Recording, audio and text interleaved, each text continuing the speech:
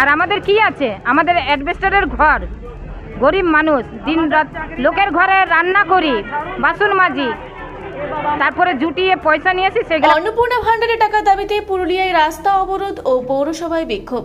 ঘোষিত ৩,০০০ টাকা ভাতা না পাওয়ায় ক্ষোভে ফেটে পড়লেন পুরুলিয়ার বঞ্চিত মহিলারা। শুক্রবার সকালে পুরুলিয়া শহরের মিষ্টিমহল এলাকায় রাজ্য সড়ক এবং রেনি রোডে জাতীয় সড়ক অবরোধ করেন তারা। এর ফলে দীর্ঘক্ষণ স্তব্ধ হয়ে পড়ে যান চলাচল। পরবর্তীতে পুলিশ ও প্রশাসনের মধ্যস্থতায় অবরোধ উঠলেও ক্ষুব্ধ মহিলারা সরাসরি পুরুলিয়া পৌরসভায় গিয়ে বিক্ষোভ দেখান।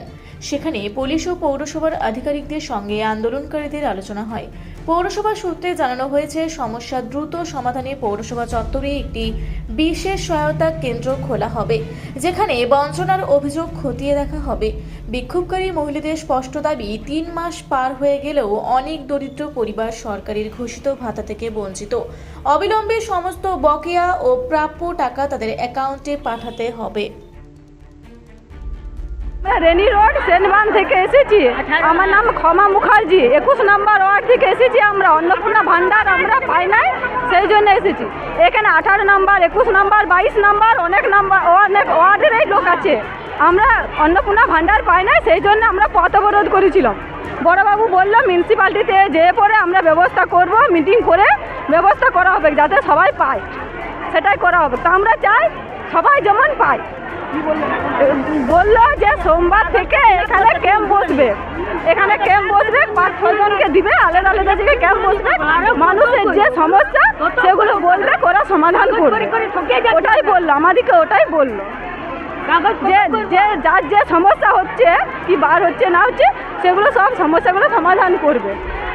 সোমবার থেকে বললো করবে। বলছেন ঘুরে ঘুরে নিয়ে মাসে মাসে ফর্মটা ফিল আপ করতে, বুঝলেন না? 4 মাসে কি আমাদের ফর্ম ফিল আপ জমা হয় না, ভেরিফিকেশন হয় না?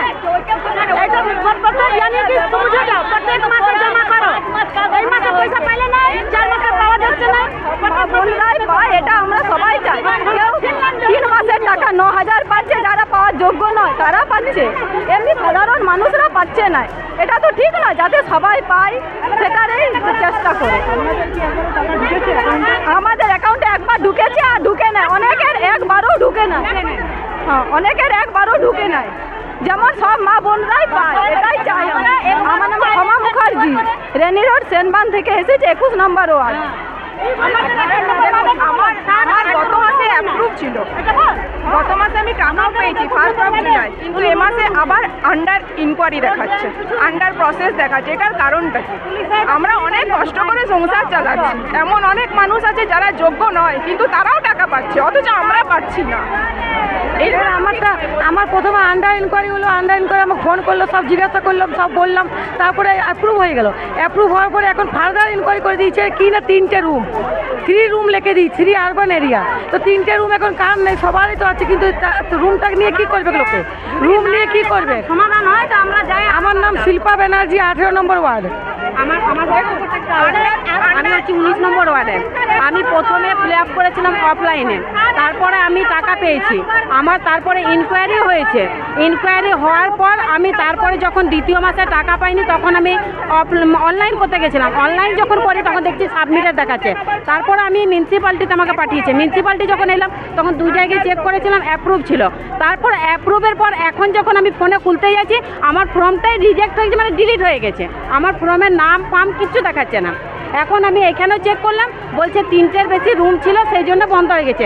3টের বেশি রুম আমার নেই, কিন্তু 3টের বেশি রুমের উল্লেখও আমাকে কোনোদিন ফর্মে আমাকে কিছু করেনি। কিন্তু ওরা আমাকে আপলোডের সময় 3টের বেশি রুম কী করে হলো? আর ইনকোয়ারি তোমার 2টো প্রশ্ন করেছে, আপনি লক্ষ্মী ভাণ্ডার পেতেন আর আপনার স্বামী কি করে? আমার স্বামী মাছ বিক্রি করে। এবারে মাছ বিক্রি করে মানে কত রকম বিক্রি করে এটা সবাই জানে, কিন্তু তা সত্ত্বেও আমার ফর্মটা আমার ডিলিট করার অপশানটা কী করে? আমার তো কোনো অভিযোগ জানাতেও পাচ্ছি না তো, যে আমার এইটা কী জন্য করলেন। বলছি আমরা একবারও পাইনি, অনলাইন অফলাইন সব করেছি। আমরা লোকের বাড়িতে কাজ করি, আমার স্বামী লোকের বাড়িতে কাজ করে। স্যার আমরা কি পাওয়ার যোগ্য নয়? আমরা স্যার কী করে করবো? স্যার বলুন, 200 টাকা করে রোজগার আছে, আপনি কী করে করবো বলুন? 200 টাকার রোজগার আমি কী করবো স্যার বলুন? অ্যাপ্রুভ দেখাচ্ছিল, অ্যাপ্রুভ দেখাবার পর টাকাও পেয়েছি একবার, কিন্তু এখন আবার হয়ে গেল প্রসেস। আমার অ্যাপ্রুভ দেখার আগেই আমি টাকা পেয়েছি, তখন আমি চেক করিনি। হ্যাঁ, আর আমাদের কি আছে, আমাদের অ্যাডভেস্টারের ঘর, গরিব মানুষ, দিন রাত লোকের ঘরে রান্না করি, বাসন মাজি, তারপরে জুটিয়ে পয়সা নিয়ে আসি, সেগুলো খাই। আর আমাদের লোক নেই, আমাদেরকে দেওয়ার মতন কোনো ইয়েই নেই। হ্যাঁ হ্যাঁ, আন্ডার প্রসেস, শুধু এইগুলাই দেখাচ্ছে, ওই তো সবারই বলছে ওগুলো দেখাচ্ছে। আমরা লোকের বাড়িতে কাজ করি, আমরা লোকের বাড়িতে শুনলাম না, তবে এখন বলছে আবার নাকি সোমবারে আসতে হবে নাকি। লোকের বাড়িতে কাজ করি, রাস্তায় জাম করেছিলাম, বড়বাবু যাই নিয়ে বলছে সমাধান করবো, ওই জন্য মিউনিসিপালিটি এলাম, সেটার জন্য এই ঘটনা। বলছে কালকে সোমবার আসতে। আমাদের কোনো ঝামেলা করবে না, আমরা যেমন অন্নপূর্ণা ভাণ্ডার পাই, কেন আমরাও লোকের বাড়িতে রান্না করে খাই। আমার স্বামী নাই। হ্যাঁ, একবার ঢুকেছে, না একবার ঢুকেছে, একবার ঢুকেছে, কথা বলবো না, একবার ঢুকেছি। আমরা কি করোড়পতি হলে যে আমরা তো একবারও পাই না, আমাদের এত টাকা পাইছি আর আমরা টাকা পাইনি। 3 মাস টাইম হয়েছে, কেউ পাই নাই, আমরা 5টা নিয়ে এবার বলছে বাড়ি যে 3টে পাই, বাড়ি 3টে থাকলে দিবে না। আমরা তো মিউনিসিপালিটি তো পাইছিল। আমাদের ঝুপড়ি ঘর এখন বললে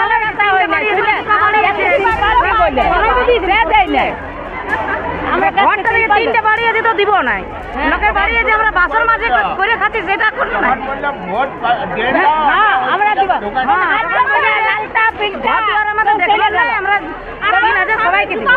কাজ করে আমাদের চা দোকানে কাজ করে আমার বেটাই, আর না 200 টাকা 150 টাকা বেতন বলা তোমার চা দোকানে কাজ করে, টোটো চালাতে যায়, বন্ধ রেখে দিয়ে যায়, মনে করেন এটা ভালো বলা গরিব দুঃখীদের মালানি খাইয়ে দিচ্ছে, দিয়ে খাবার কি দরকার দিবি, বাচ্চা দিবে কেন,